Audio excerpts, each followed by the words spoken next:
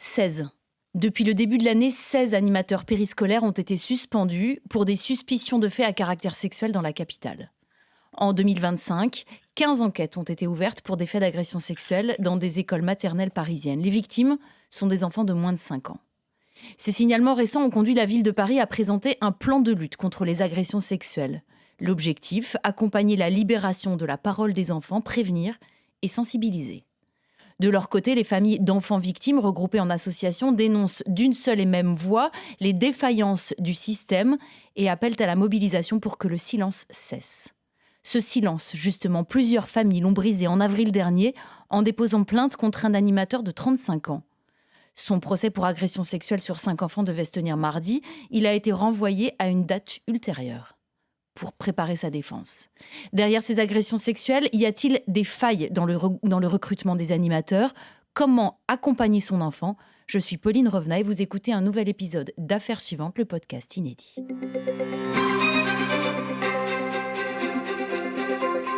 Charlotte Lesage, bonjour. Bonjour. Vous êtes journaliste pour le site internet de BFM TV. Maître Rebecca Royer, bonjour. Bonjour. Vous êtes avocate au barreau de Paris. Nous reviendrons avec vous sur cet animateur qui sera prochainement jugé, une affaire dans laquelle vous représentez 6 familles. Cette affaire, Charlotte, débute en avril 2025. Les parents d'un jeune enfant remarquent un changement dans son comportement. Il y a plus de crise, de colère. Ils lui demandent alors ce qu'il se passe et l'enfant commence à parler. Il raconte alors ce qu'il se passe avec un animateur de l'école maternelle Alphonse Baudin dans le 11e arrondissement. La parole du jeune enfant se délie. Il cite des noms, les noms d'autres camarades concernés. Les parents échangent entre eux. Plusieurs plaintes sont alors déposées. Maître, les parents de ces jeunes enfants remarquent un changement dans leur attitude. Quels sont les signes qui doivent d'abord alerter les parents? Alors, j'ai envie de dire qu'il n'y a pas de signe préétabli. Tout changement de comportement chez l'enfant doit interloquer les parents, tout simplement dans la prise en charge de l'enfant par rapport à son bien-être. Sauf que là, les signes étaient quand même particulièrement marquants puisque l'enfant se mettait à faire des crises de nerfs très importantes, à avoir des gros soucis au moment de la douche, au moment du passage à la nudité.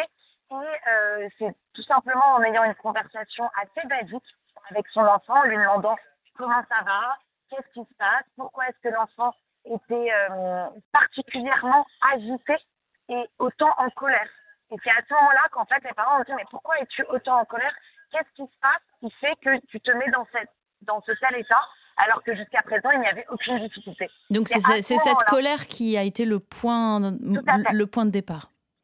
Oui, tout à fait. Ça vient d'abord d'une simple colère, mais après, il y a plein de personnes qui vont dire, oui, enfin, bon, les enfants sont très régulièrement sujets à des crises, à des colères. C'est vrai. Oui, mais ça dépend aussi les mots qu'on pose. Ça dépend ensuite des mots qu'on pose sur cette colère. Merci. Il suffit de demander le pourquoi du comment on en est là. Exactement. Charlotte, le parquet des mineurs saisit donc la brigade de protection des mineurs des investigations et l'éducateur est logiquement placé en garde à vue. L'éducation nationale le suspend dès les dépôts de plainte, donc au mois d'avril. Mais ce qu'il faut savoir, c'est qu'en septembre 2024, une maman avait déjà donné l'alerte contre cet animateur pour des faits d'atteinte et d'agression sexuelle. Cet éducateur de 35 ans est placé en garde à vue en juin 2025. À l'issue de ces auditions, le parquet le défère. Il devait être jugé ce mardi pour agression sexuelle sur 5 enfants de moins de 15 ans. Son procès a toutefois été renvoyé à une date ultérieure, faute d'avocat. Lui, il nie les faits depuis le début de l'affaire. Alors, maître, l'animateur est soupçonné d'avoir agressé sexuellement 5 mineurs. D'autres victimes se sont-elles faites connaître depuis auprès de vous ou auprès d'autres personnes? Oui, tout à fait. En fait, il faut savoir qu'à la base de cette enquête, il y a 19 familles qui vont être auditionnées, 19 enfants qui vont être auditionnés. Et ce qui se passe, c'est qu'en fait, le parquet ne retient que 5 victimes dans la prévention. Pourquoi? Parce que face aux officiers de police judiciaire de la brigade de protection des mineurs, tous les enfants ne vont pas réussir à dire ce qu'ils ont dit à leurs parents. C'est classique, déjà parce qu'on est avec des enfants très jeunes, hein, de 3 à 5 ans. Donc c'est vrai qu'un petit enfant de 3 ans va pas pouvoir aussi bien s'exprimer à 3 ans qu'à 3 ans et demi, par exemple.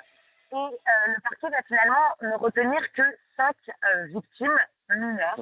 Mais au-delà de ça, nous, on a reçu plusieurs parents qui estiment que leur enfant est victime, puisque leur enfant leur a dévoilé des faits extrêmement graves d'agression sexuelle commis par cet animateur. Et c'est la raison pour laquelle, avec mon associé, nous avons effectué 3 citations directes pour pouvoir inclure 3 enfants de plus au sein de la prévention, afin que le tribunal soit saisi donc des faits sur 3 enfants supplémentaires. Donc 5 enfants au départ, plus 3 supplémentaires. En tout, il y aura 9 enfants parce que nous avons une consoeur qui, à la suite de nos citations directes, a décidé, elle aussi, de faire une citation directe pour ses clients. Ok. On l'a dit, ces faits se seraient déroulés sur des victimes très jeunes. Est-ce que c'est difficile de recueillir la parole d'enfants si petits? Vous l'avez déjà un petit peu évoqué. Et puis, cet homme doit être également jugé pour agression sexuelle et harcèlement sexuel sur 2 de ses collègues adultes. Donc, la parole de ces femmes a-t-elle donné du poids à celle des enfants? Alors, recueillir la parole d'enfants si jeunes est évidemment très compliqué. Après, si notre système judiciaire faisait immédiatement confiance aux enfants, ce ne serait pas si difficile.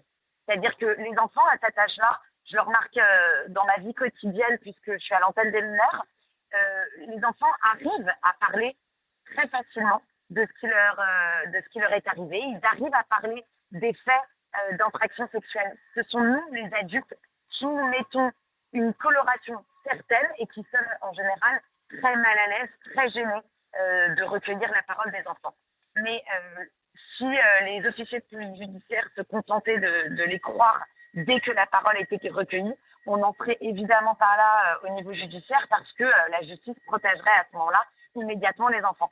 C'est pas le cas malheureusement pour notre justice et c'est pour ça que c'est une réelle chance que dans ce dossier nous ayons 2 majeurs qui s'estiment également victimes et qui ont dénoncé des faits parce que ça permet en effet de donner davantage de poids à la parole des enfants. Donc c'est malheureux parce que j'aimerais qu'on soit dans une justice où la parole de l'enfant a la même valeur que celle d'un adulte. Malheureusement, on considère qu'un enfant peut mentir et qu'un adulte, sa parole est... Elle est plus sacralisée, disons que la parole d'un adulte est encore... On considère qu'un enfant peut mentir, à juste titre en effet, un enfant peut mentir, mais un adulte peut tout autant mentir. Et ce qui est malheureux, c'est que on ne considère pas que la parole d'un enfant ait la même valeur que celle d'un adulte. Donc fort heureusement, on a ces 2 majeurs qui viennent appuyer les dénonciations des enfants, parce que en tout cas, c'est la vision que j'ai de ce dossier, mais c'est vrai que lorsqu'on a 19 enfants qui dénoncent des faits, au final que 9 dans la procédure, plus de majeurs qui décrivent un comportement sexualisé, inadapté, on se dit qu'il y a quand même un certain nombre d'éléments qui permettent d'avoir un certain nombre un faisceau d'indices en fait qui permet de continuer vers la caractérisation de l'infraction. Charlotte, cette affaire est loin d'être un cas isolé à Paris. À Paris, depuis le début de l'année, 16 animateurs périscolaires ont été suspendus, d'après les chiffres de BFM TV. En 2025, 15 enquêtes ont par ailleurs été ouvertes pour des faits d'agression sexuelle dans des écoles maternelles de la capitale. Dans ces dossiers, les victimes sont des enfants de moins de 5 ans. En 2025, toujours selon BFM TV, les parents d'une quarantaine d'enfants ont déposé plainte ou signalé leur inquiétude envers une vingtaine d'adultes. Il s'agit d'animateurs pour la plus grande majorité des cas. Plus globalement, 18 animateurs ont été suspendus en 2024 et 2023 dans la capitale, ce qui fait un total de 52 animateurs suspendus en 3 ans pour des faits de nature sexuelle à Paris. Alors, maître, peut-on parler d'un scandale dans le monde du périscolaire? Et ces affaires finissent-elles toujours devant un tribunal? Alors, on peut en effet parler d'un scandale, mais c'est un scandale qui existe depuis longtemps. C'est juste qu'aujourd'hui, il est un peu placé sous le feu des projecteurs et j'en suis absolument ravie. Mais malheureusement, j'ai pour habitude de traiter de ce type de dossier depuis vraiment un certain nombre d'années. Ce que je pense, c'est qu'aujourd'hui, les parents sont davantage attentifs à leur enfant, à la parole de leur enfant, à leurs besoins et à leur changement de comportement. Donc on arrive à une situation où la parole de l'enfant est davantage remise au centre des débats. Et en tout cas, les parents sont davantage tournés vers le bien-être de leur enfant à ce niveau-là.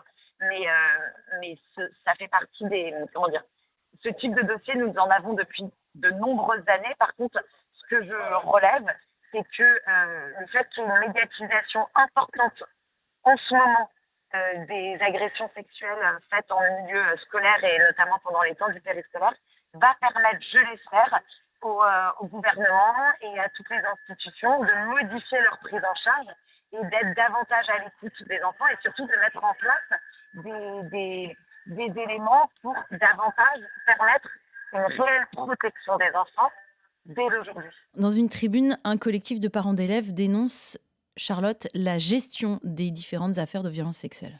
En réponse aux chiffres que j'évoquais plus haut, des parents d'élèves de l'école maternelle Bulourde ont monté un collectif.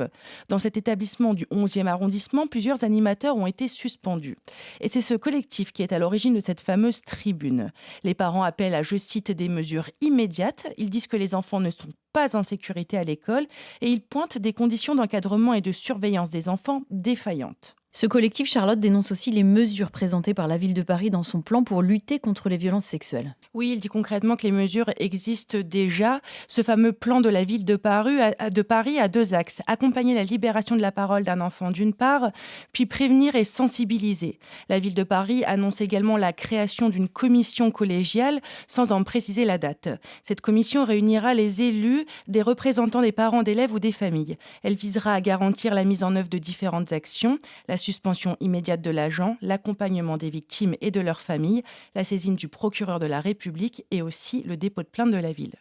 Alors justement, maître, quelles sont les conséquences psychologiques sur ces enfants et dans quel état d'esprit se trouvent les parents? Qu'attendent-ils précisément de la justice? Que vous disent-ils? Les enfants, ils sont très impactés par ce qui s'est passé et les parents, eux, ce qu'ils souhaitent absolument, c'est surtout que tous ces dossiers puissent marquer un tournant dans la prise en charge de la sécurité des enfants et une réelle modification dans la manière dont les institutions en fait gèrent la sécurité des enfants au quotidien et dans nos écoles publiques. Les parents, ils sont quand même tous très choqués par ce qui s'est passé et ça a évidemment eu des répercussions importantes dans leur vie personnelle, familiale, mais également professionnelle. Merci beaucoup, maître, d'avoir pu nous accompagner, nous avoir apporté vos lumières. Évidemment, on suivra la nouvelle audience qui est programmée dans les prochains mois concernant votre dossier. Vous pouvez retrouver cet épisode et tous les autres sur bfmtv.com et les plateformes de streaming. Nous, on vous donne rendez-vous la semaine prochaine pour de nouvelles enquêtes dans Affaires suivantes, le podcast inédit.